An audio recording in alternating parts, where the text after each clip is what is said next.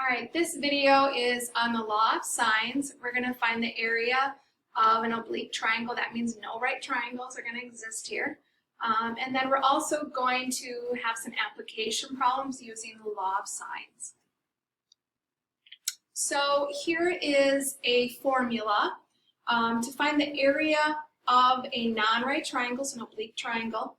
You're going to multiply the two sides. So if we're looking at just what this formula looks like here, you have this side length given to you, and this side length given to you, and then this angle A.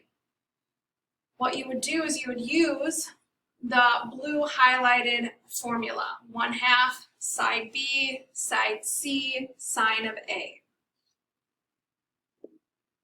So here's an example.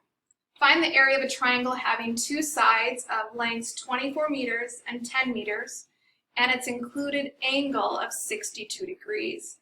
Find to the nearest square meter what the area of this triangle is. So if we go back to our formula, we're going to use this blue formula that I've highlighted. Area equals 1/2 BC sine of A. Area equals 1/2 BC sine of A. So we go ahead and substitute in our values.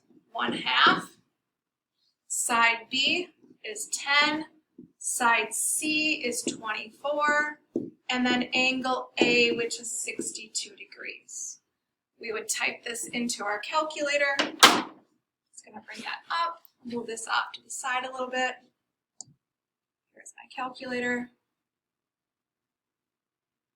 So 1/2, so 1 divided by 2 times 10 times 24 times sine of 62 degrees. Enter. And we get 105.95. So it says to round that answer to the nearest square meter, so I'll say right now it's 105.95.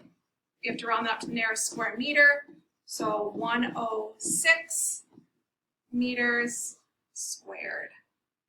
So that's how you can find the area of an oblique triangle with our area formula.